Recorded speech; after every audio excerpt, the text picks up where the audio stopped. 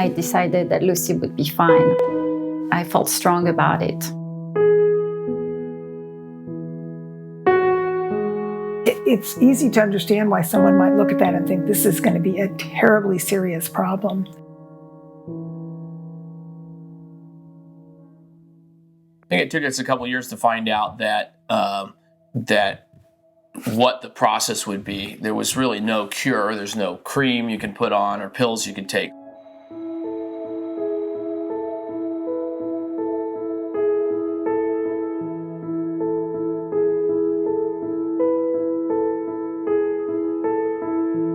Maybe have had some negative effects on me.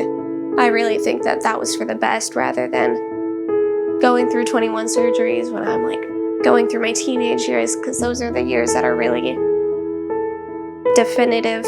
Like you're finding exactly who you are during those years. When this is just me growing up and my body growing up, my mind growing up, and I think it taught me, my body was able to bounce back, but it also taught me mentally that I was able to bounce back from this.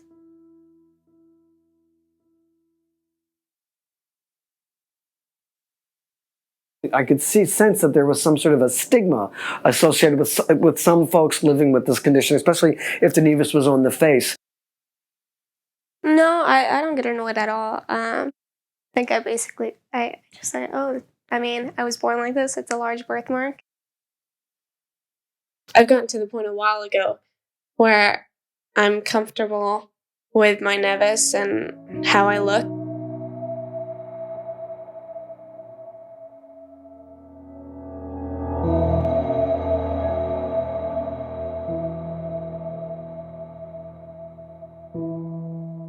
Can you tell us about how it is to be, and why is it to be a nevus owner, how it is to own it? Owning it means embracing it for all it is.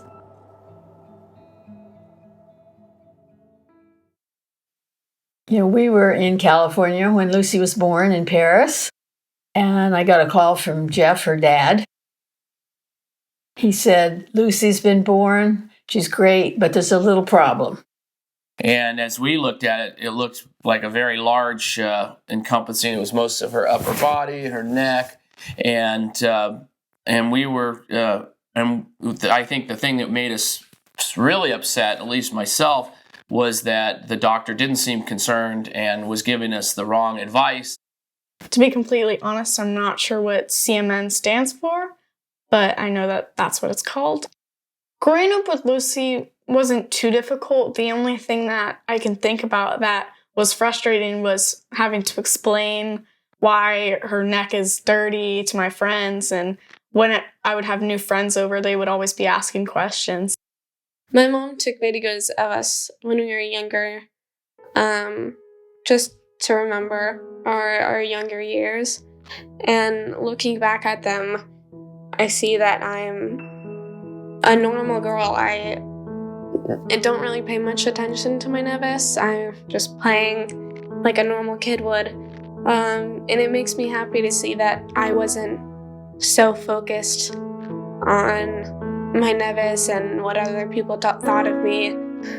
I was just a normal kid who didn't worry about those things. I didn't know anything about nevus. I knew nothing about what those conditions were or how it would play out in her life. But I knew that there were going to be some challenges for her ahead. I really didn't make anything of it. She didn't seem very different to me. I just thought that's how sisters are. I got over to Paris to see her and just saw those beautiful brown eyes that she has. And of course, she was fully dressed, so you didn't see her as different than an other child. And I just was so excited. And to have her named for me, Lucy Rebecca, was pretty exciting. And I just thought she was a dear, charming little baby. Lucy was born in France. It was a familiar environment for me. when the doctor brought her to me and I saw what was on her body, I was shocked.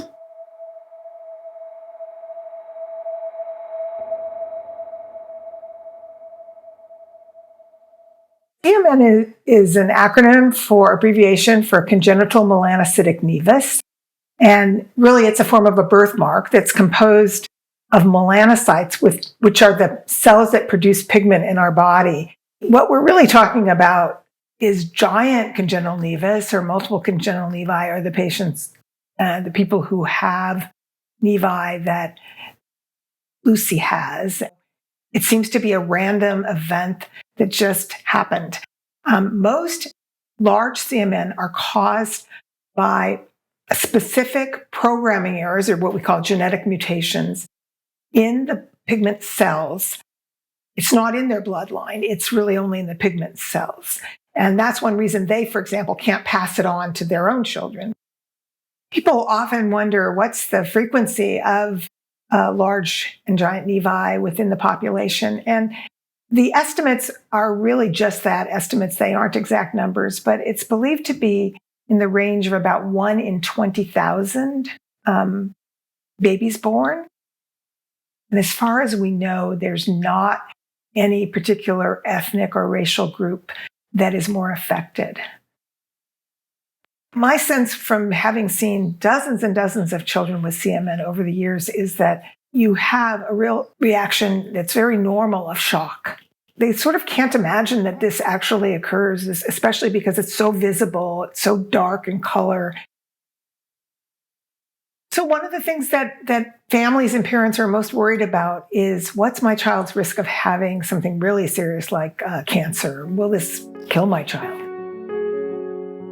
But what I like to emphasize to families is the fact that in more than 90% of cases, there really are not going to be other serious issues other than the visible birthmark itself.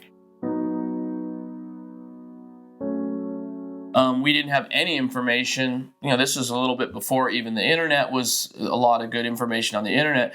So I felt really isolated and without the information I needed to make any decisions. No one knew about her condition, so it was really scary. We just need to know what's going on.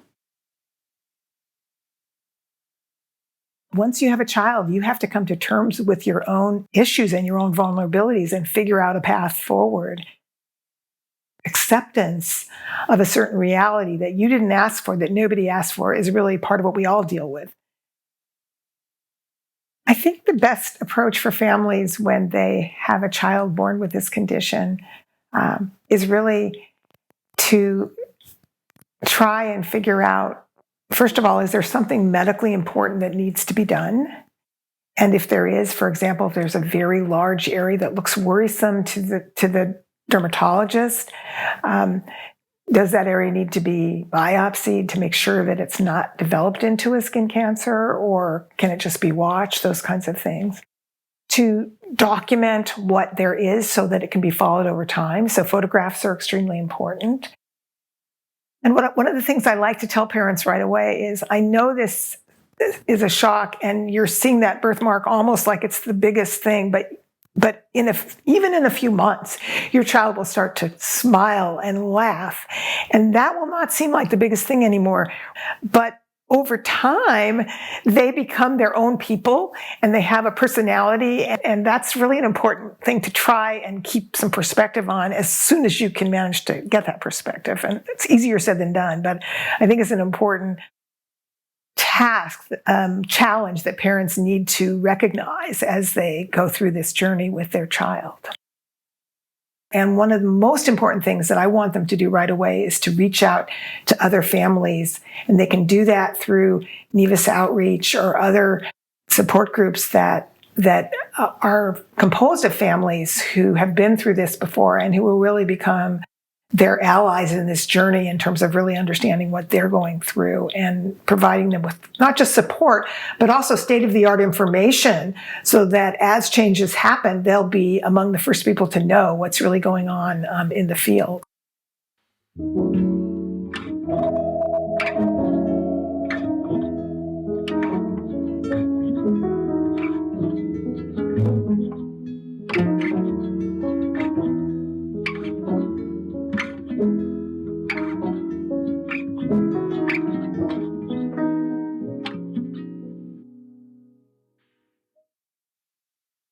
Make sure that you don't see a disease, you don't see a diagnosis, you see that person first, you see that kid.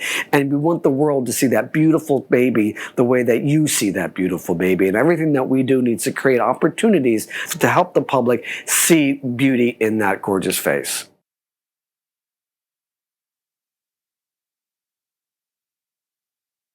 When Lucy was 10 months old, we moved back to the US.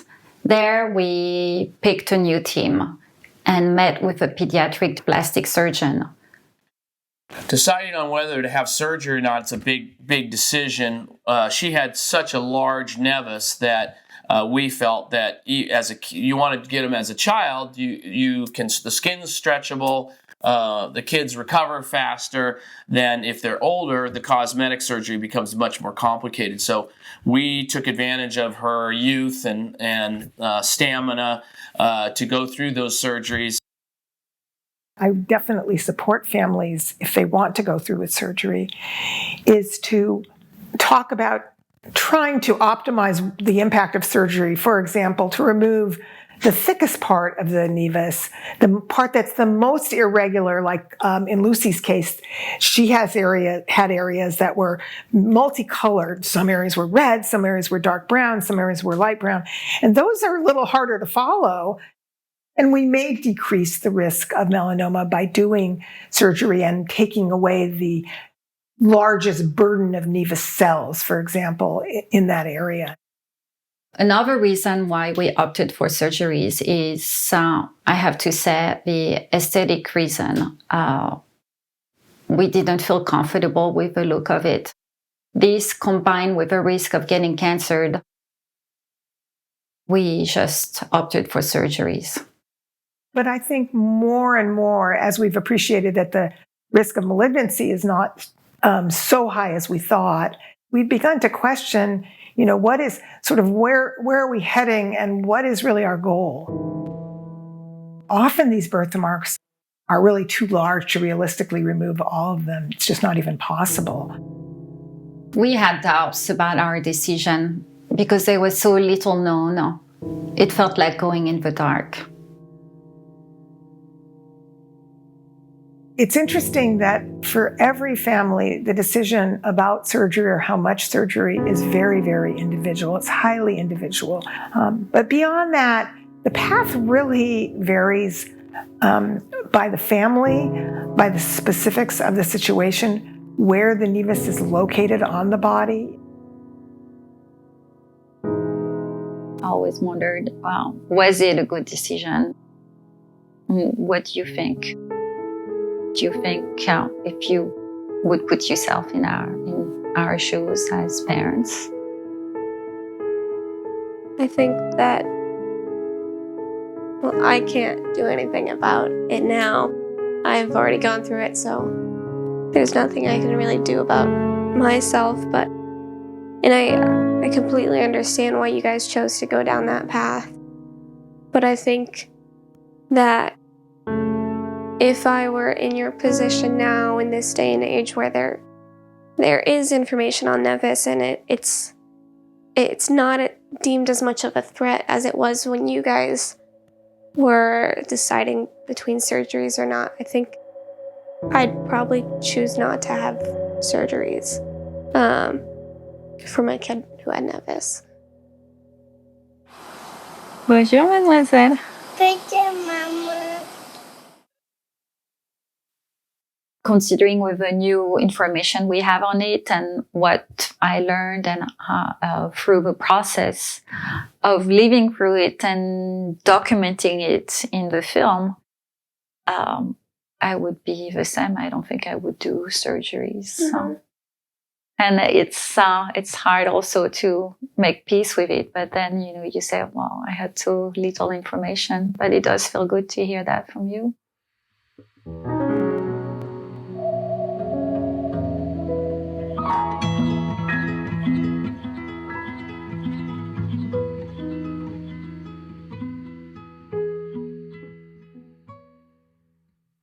Well, I think the probably the most important thing when you're going through this is to have a great doctor. We felt very comfortable with both him and his lead nurse. They performed every surgery, and we worked with them hand in hand. It really helped her recover faster and be stronger. I first started working with Lucy with Dr. Steve Shandel, and he was then the chief of pediatric plastic surgery. And so I felt like there was, and with all the physicians that I work with, I feel like there's a real acceptance and kind of honor for what we each can bring to the table. We have a shared goal, and the goal is always best outcome for the kids. And if ultimately we can get a great outcome surgically and a happy child, then it's a win.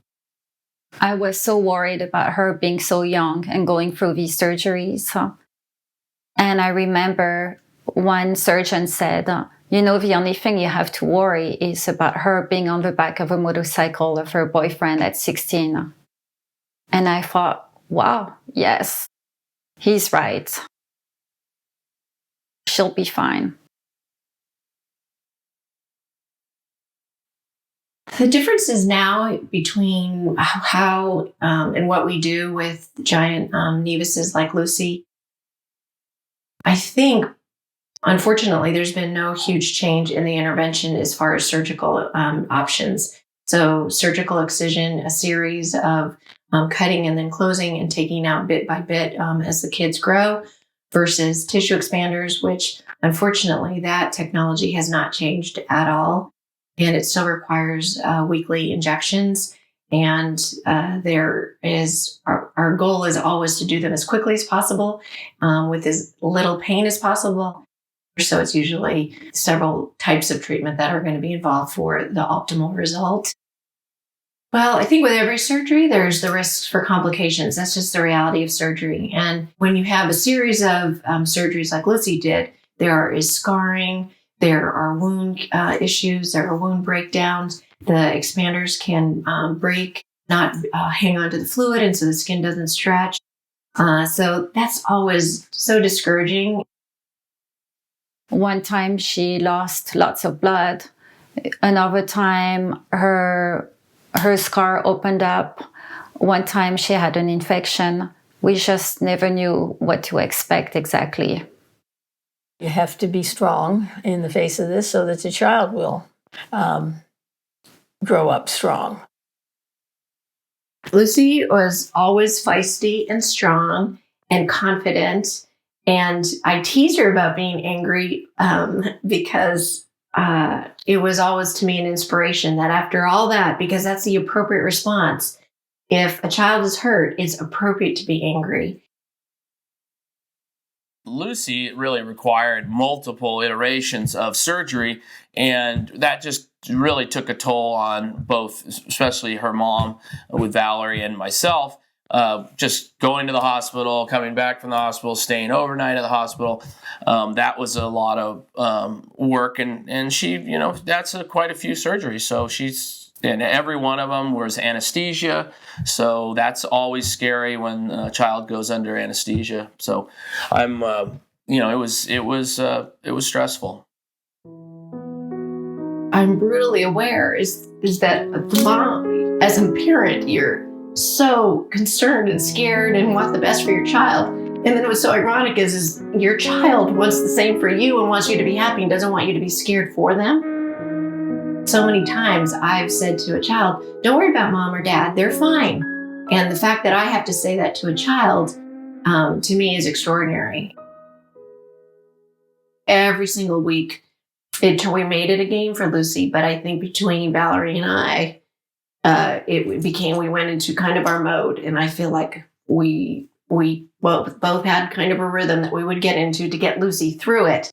I remember Lucy being she might have been angry, or she could have been crying. Either because she was scared or we had just done it and it still hurt. But she always went with me. We would go into another room. Right away would show incredible interest in the other child and what the other child was going through. In every room, there is a situation that's just as challenging and heartbreaking as Lucy's was. One of the hardest decisions once parents have decided to do surgery is when to stop. And when you reach that point where, let's say you've gotten to that plateau or point of diminishing returns where you're really not accomplishing much, you have to stop and say that not doing surgery is not just doing nothing, because what you're doing at that point is you're raising your child to be a resilient person. That's really your goal. That was the best case scenario for me. Was going through all of this when I was young and when I was able to bounce back so quickly from the surgeries and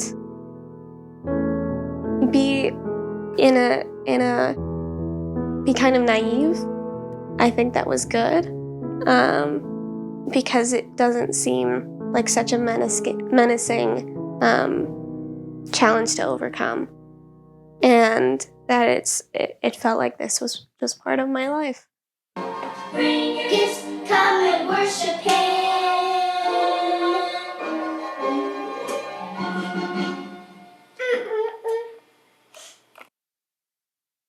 What I realized afterwards is I couldn't do it alone. I needed a support group. Lucy needed a support group. And that really helped all of us to go through the surgeries. And that family action was really precious. They were just acting like normal kids, dancing, screaming, having fun. Maybe just around her surgeries, we were concentrated on her, but that was it.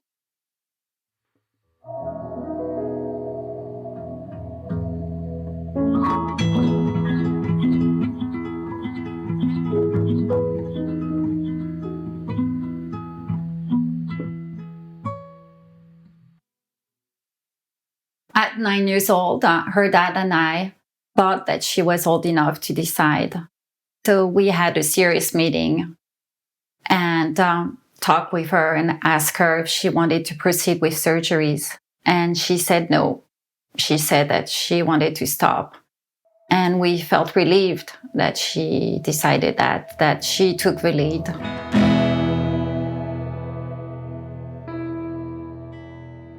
It's been almost 10 years and no surgeries, and I haven't thought about having any more.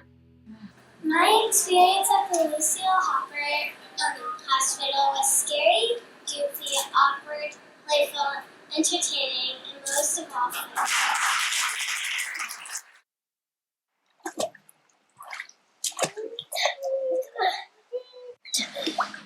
Did you ever feel alone?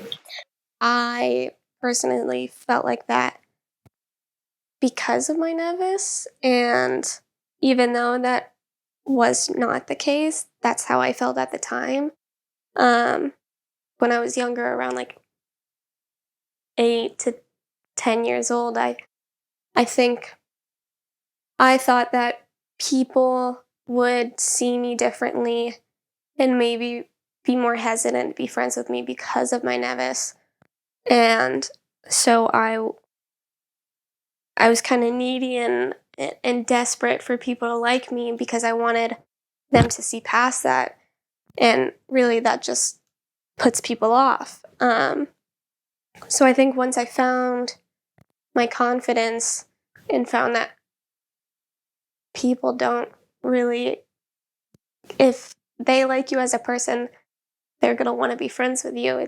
The nevus doesn't have anything to do with it. Whenever I meet someone new, I try to appear as confident as possible. One of the questions you have is just how's she going to cope with this, with all her friends and being in public school and things like that. If people are very accepting of what they have, people don't question them as much, and they don't get bullied as much either. Luckily, I've never gotten bullied for nevus. It's most of the time little kids are just curious with what's on my neck. I do remember when her mother, Valerie, came into our classroom one time to explain to the class what it was and talk about it. And I think that was the most I'd ever learned about her surgeries. And it was very interesting to me that she had gone through all of that and she was the same age as me. We contacted the support organization in the US, Nevis Outreach, and got lots of great tools through them. One tool that I took and applied every year was to, when Lucy would start a new school year, I would go to her classroom and make a presentation. Through this, we built this circle of knowledgeable kids who would then inform others. When I was younger, kids would be like, you just play in mud. My automatic reaction to that would stick up for Lucy and tell them how great of a person she is. Yeah, I never felt that I had to act different around her because she was the same fun, goofy person as all of my other friends. Elementary school, middle school, I think I did definitely notice some frustration with when like younger kids would stare and she just felt uncomfortable about it. What gave me the most confidence growing up with Nevis is just having good people around me who didn't really think about my Nevis too much and obviously didn't talk about it too much. And when they did, just having a positive conversation about it.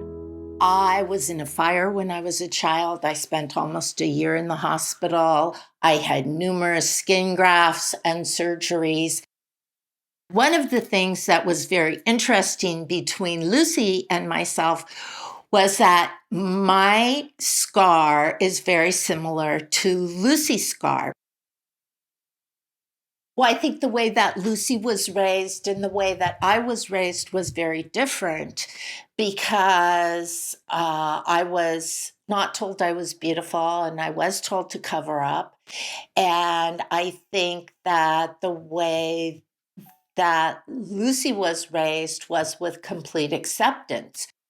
Happy birthday to you.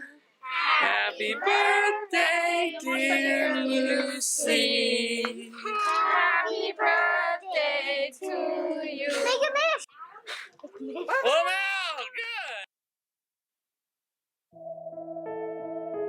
good. At first, I think I was worried about the look of others and I felt like I wanted to cover you.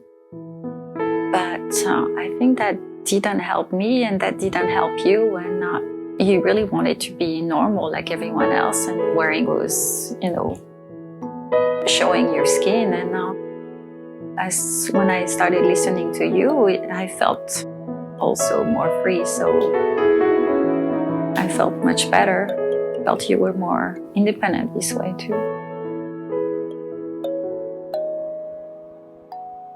My role as a big brother has shifted over time. It started at first being really protective.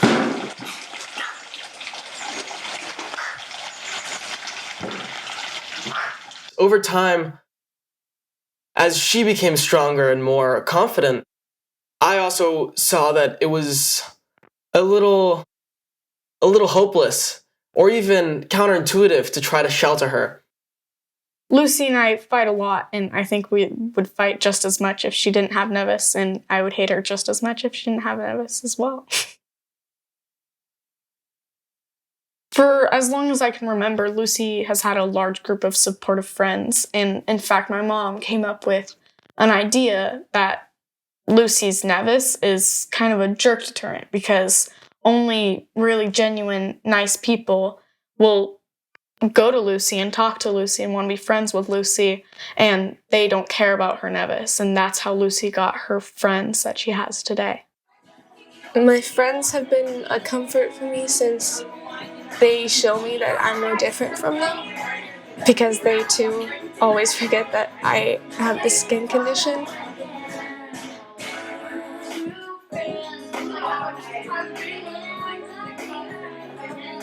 There's 8 of us in total. We've been friends since middle school. She's witty, she's very kind.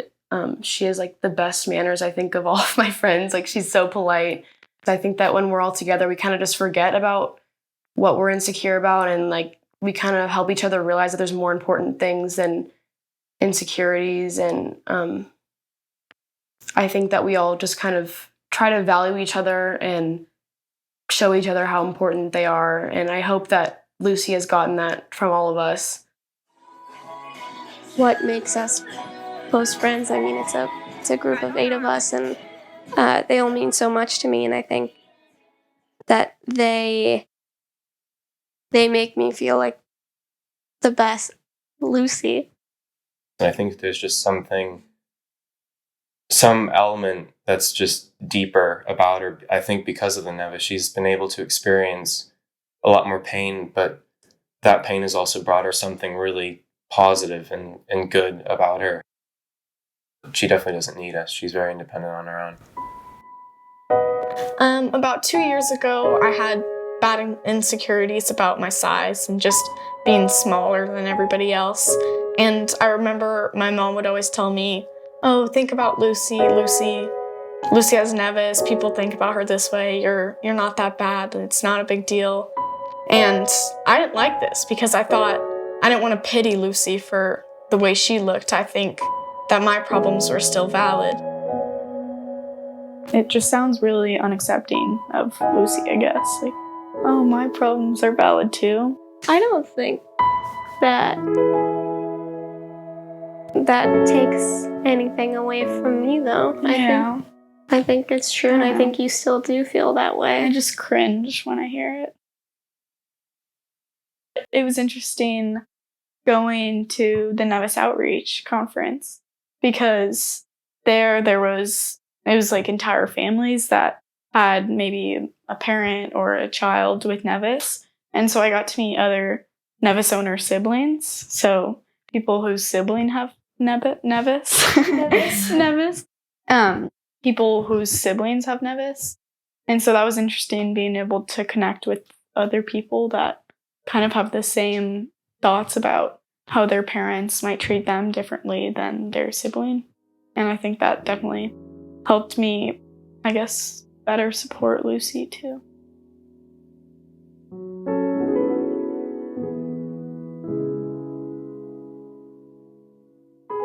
Nobody gets a free pass. Everyone has challenges they're going to deal with.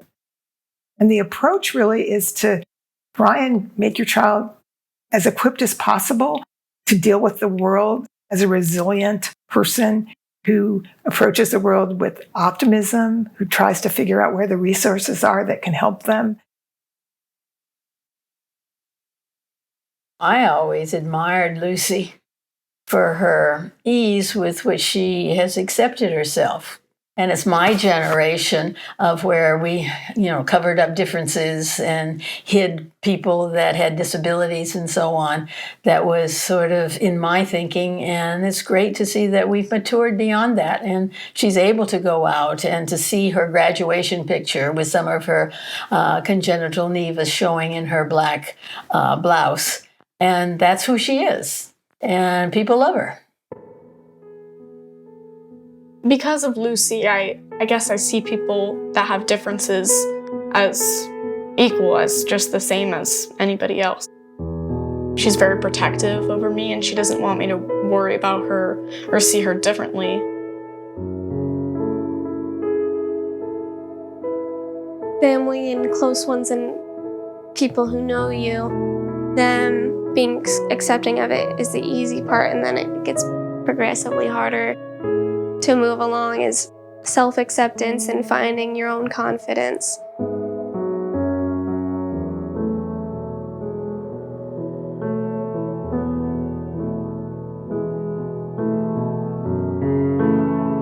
Embracing it in front of society. I think that's the hardest step, and a lot of people have struggles with that, and I think I still struggle with that. And I think that that's really the ultimate goal for a Nevis owner. As a photographer, I started this organization called Positive Exposure, finding and celebrating the beauty in human diversity.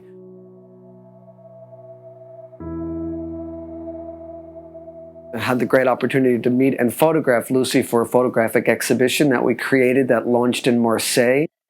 And the second I pulled out my camera, Lucy just started shining. And she's such a natural in front of the camera. It was so much fun taking photographs. The first person that I photographed literally walked into this studio like this because she was told she was ugly every single day because of her albinism. And I held up a mirror to this kid and said, look at yourself. You're magnificent. And she looked in the mirror, and for the first time, she was given the ability, the freedom, the opportunity to see that beauty in her reflection. And she went from this to that. And that happens constantly. It's always giving somebody that opportunity to see beauty in their own reflection. It isn't just how it looks, it's really how the person who has this carries themselves that can really give messages that are positive or, unfortunately, sometimes negative. In a way, it seems to me like in the beginning, it's sort of a birthmark, and then there's the child. And in the end, it's the child who happens to have a birthmark. If I have the option to choose whether or not people are gonna stare at me that day, I'm gonna likely choose I don't want people to stare at me that day. And I think that's something that I should work on, because I think that embracing that could make me feel more empowered rather than me looking to that as an intimidating thing and me being just so uncomfortable with people looking at me. When I'm in public with Lucy, I do notice all the stares. It's mostly young children that aren't really aware that staring is rude, but sometimes I like to stare them down or kind of scare them because it's annoying to see them staring at her. It's rude. When we walk down the street and you see somebody with a difference, maybe somebody with a nevus on their face, you have an opportunity to do one of two things right now. Your choice is either to stare, but we know that staring is not the right thing to do, and that's bad, so you look away. But working with all my great friends over the last 20 years, I've heard that looking away sometimes is even more painful than the actual staring. So we need to create opportunities through, and I'm not saying we're going to challenge prejudice and go, it's not about that. It's about raising awareness.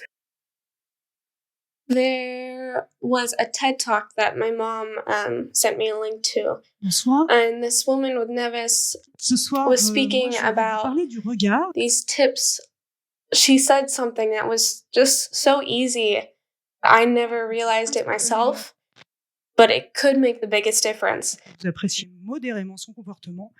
Et là, vous lui souriez. The advice in the TED Talk was that when people look at you, you smile at them to appear as if there's nothing for them to be scared of. And that you're showing them this confidence even though they're looking at a difference that you have. And I think that's something I still need to work on every day, is smiling at people who are noticing my nevus rather than kind of just ignoring it. I think the most that I do, if someone does remind me that I have nevus, is speak louder so that they can listen to what I'm saying rather than get distracted by my nevus. Last time I spoke about my nevus was kind of an emotional roller coaster, since I've never really gotten put on the spot about talking about my feelings towards my nevus and just how I feel having it. So it was hard to have it all come out. As well, when I speak to people about my nevus, they never really ask such in-depth questions about it. It's mostly just surface level. But I think having that was good for me. I feel more comfortable talking about how I feel about it.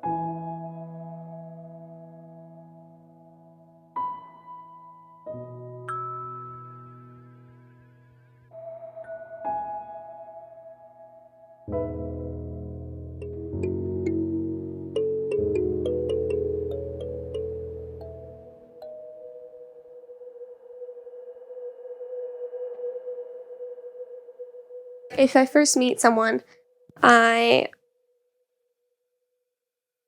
want them to think of me as equal as them, that this isn't more or less, this doesn't make me more or less than them. If it's the right moment, maybe explain it to them, because I'm sure they're curious. They just don't know how to ask the question. Like, I would be curious too if I was talking to someone and was completely unaware of what it was that they have, that it's really just a birthmark. And I think a lot of people have birthmarks, and that's maybe something they can relate to. It's just that to a larger scale. But trying to find commonalities between you and this person that is unsure in some way and doesn't know how to feel about it. And I like this idea of Nevis owner, because that's exactly right. In the end, it is the person is the main thing, and their Nevis is just a part of them.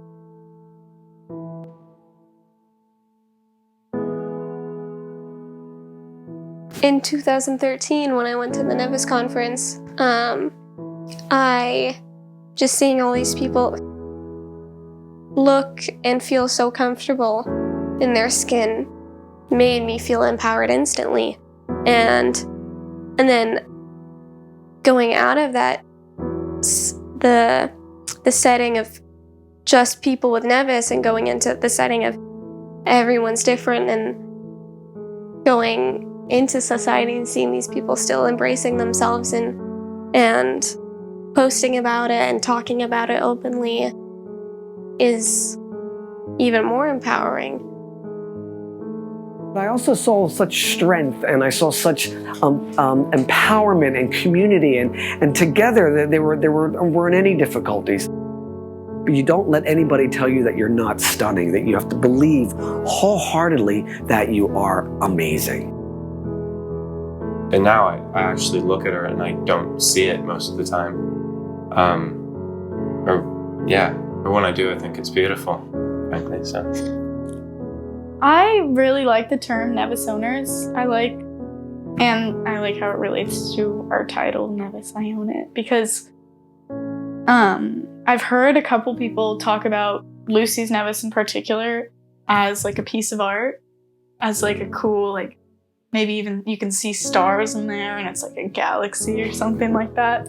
And so when you use the term Nevis owners, it's like, yeah, this is my art and I own it, it's mine. And it's like really kind of taking control of that birthmark. And I think that's really empowering, and I feel like that term would help me feel more confident if I had Nevis.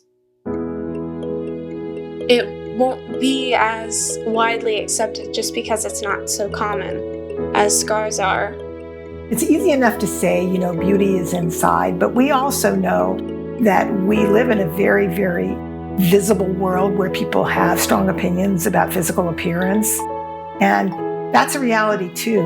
But I think the idea of reframing it and taking pride in who you are, and by showing that pride, changing the way others feel about you, is really a very, very positive message. And I think that it's a very inspiring one.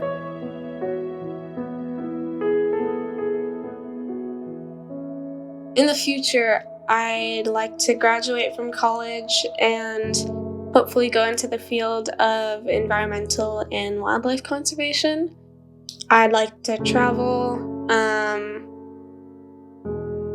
eventually have kids at some point, get married. Doing the documentary made me really think hard about how I was, and it was nice to see out of the fear there was still some light. And your name, Lucy, that means light. All of this, it's so meaningful. So I learned also a lot, and I'd like to help others.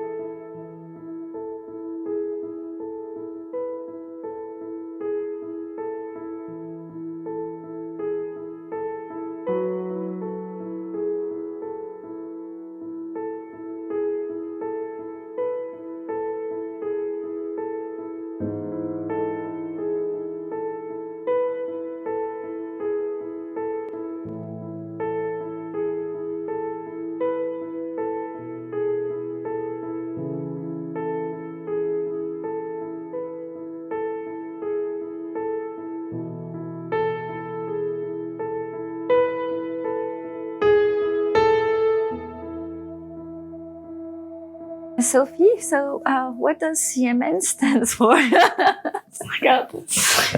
Congenital melanocytic nevi. Yeah? I learned since last time. It's not that hard. Congenital melanocytic nevi? Yeah.